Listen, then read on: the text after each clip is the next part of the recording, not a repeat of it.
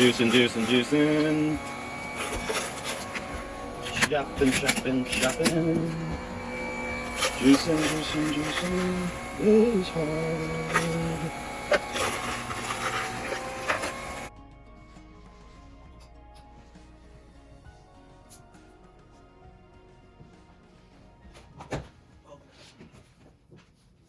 Hi, this is Ika, and my name is Chris Bower, and welcome to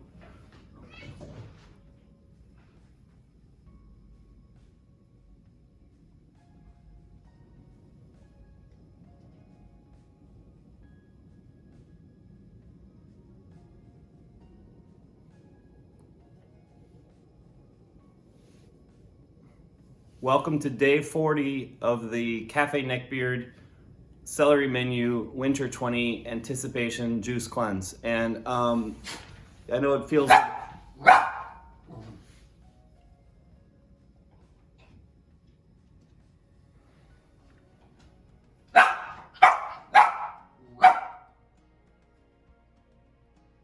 having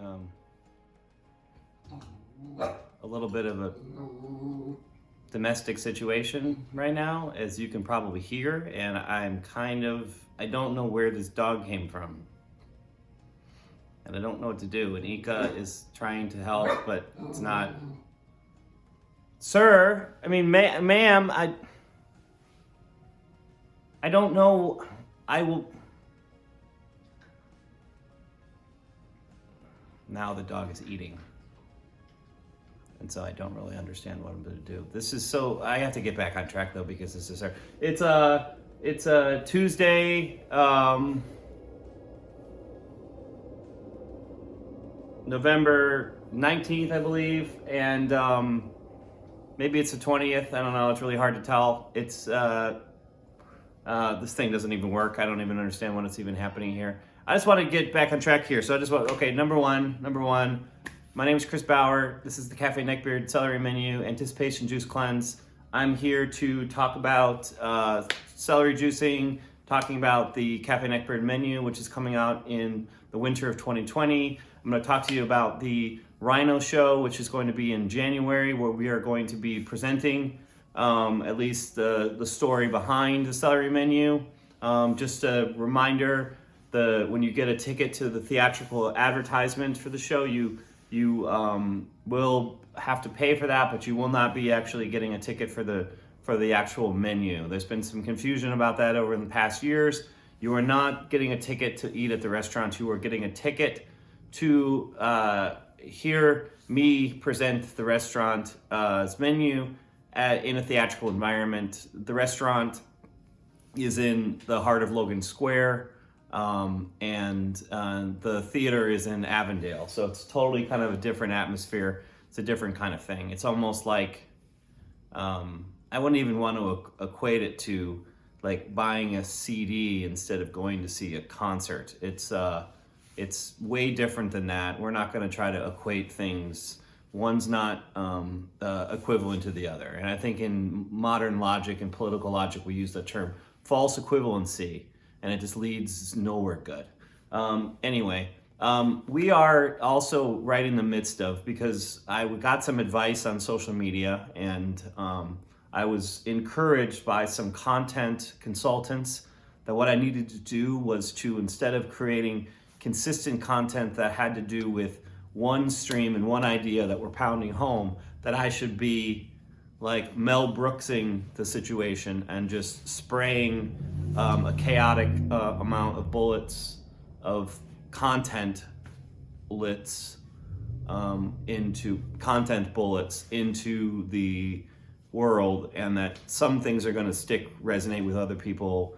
And I'm not really comfortable with this bullets thing. I don't know why I even brought it up. Like, what a terrible image to think about bullets ripping through you in the form of content. And like, it's just not something that I'm very happy about, and I apologize. One of the things that I'm really excited about is the thing that is that the Celery pig, who is behind you, I don't know if you could see it today and see the pig in this angle, but the pig is participating in a project that Cafe Neckbeard is presenting called The Pig Reads Moby Dick or The Whale by Herman Melville. the pig is reading the concept. It's not too high concept. It's just middle brow or high, middle high, middle land, like concept is that the pig has never read Moby Dick, and most of us have already read Moby Dick many times. Many of us have participated in readathons in which we've read the book out loud. Some of us have participated in Moby Dick readathons like 16 or 20 times a year. So therefore, after a couple years, we've read every chapter in some sort of weird library back room or something. So most of us have actually read the book either with our eyes or with our eyes and our mouths and our ears. And some of us listened to audiobooks before and interacted with the text. But I think what we haven't done before, and I think we can say this true, is that we've never heard someone read Moby Dick for the very first time to us. And also that individual someone is the Celery pig. And I can promise you that you've never seen or heard or experienced the Celery pig reading Moby Dick to you for the first time. And not to you for the first time, you've already heard it and you've already read it. So you're hearing someone else read it for the first time. And so this is why it's middle concept, not high concept. If it was high concept, it would have been a little bit more smoothed out. And, and my experience in art school related activities is that eventually when you smooth something conceptually out so much, it becomes nothing. What we're trying to do is smooth it and then leave a bunch of things not smooth.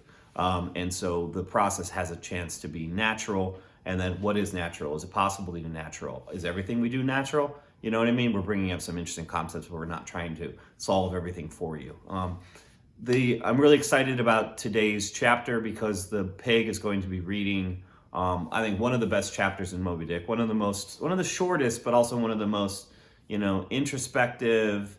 I think maybe one of the more worldly. It's a lot about analyzing the skin of men, and it's not quite the joyful seafarer tale breakfast that one might imagine, or maybe that Ishmael was imagining.